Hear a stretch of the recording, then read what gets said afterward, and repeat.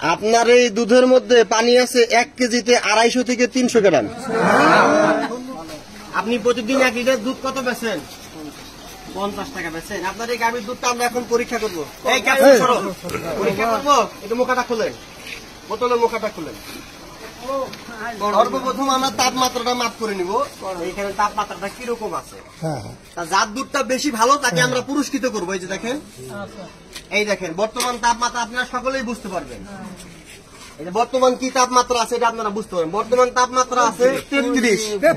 এই যে 33, সমস্যা নাই, ওইটা নাই। দেখি আপনার দুধের তাপমাত্রা কেমন আগে। 33 পাইছি, হাত সরান আপনি। দুধের তাপমাত্রা আছে 32.5। হ্যাঁ, কাছে আসুক। 32.5। আপনি ভয় পাবেন কেন? হ্যাঁ, টাকার ভয় নেই তো। এখন তো পরীক্ষা, মুখে সরান। এখন এই দুধটার মধ্যে আমরা মেশিন ছেড়ে দিব।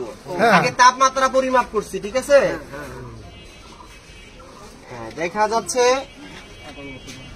আপনার এই দুধের মধ্যে পানি আছে 1 কেজিতে 250 থেকে 300 গ্রাম। কেন দিচ্ছেন বাবা? এদিকে তাকায় বলেন। না, ভাড়া গেলে আপনি 300 গ্রাম তো দেন নাই। দেখেন, আমি বলি কত দুধ আছে বলছেন? আগে নিয়ে আসুন 250 গ্রাম। আপনি বলেন কত দুধ আছে? 400 কত দুধ পানি দিচ্ছেন? 300 আমার মেশিনে কিন্তু পরীক্ষা করেন। সত্যিটা বলেন, কোনো সমস্যা নেই। দর্শক বন্ধুরা, উনি বলতেছে খুব সহজ মানুষ। আমি বলে দেন, উনি খুব সহজ মানুষ। উনি বলতেছে দেখছি ধুয়ে দিছি, পরে বলতেছে ছাওয়ার ঘর দিছে। তো বাবা দেখেন, না না, ছাওয়ার ঘরটা না, ডেলি নিয়ে আইছে। কত কেজি দুধ হয়? কথা বল না, কত কেজি দুধ হয় বাবা? 4-5 হয়। ওইখানে যদি 1 কেজি পানি দেন, টাকাটা হালাল হলো না হারাম হইলো? আপনারা বলেন। হারাম হয়েছে, এইটা আর করা যাবে না। আর কোনোদিন পানি দিবেন? বলেন যে না দিব না। আচ্ছা আচ্ছা আচ্ছা, ঠিক আছে। আর কোনোদিন দিবেন না, দিলে আমরা আইনের রাস্তায় নিব। কেমন? আর কোনোদিন দিলে একই দুধ।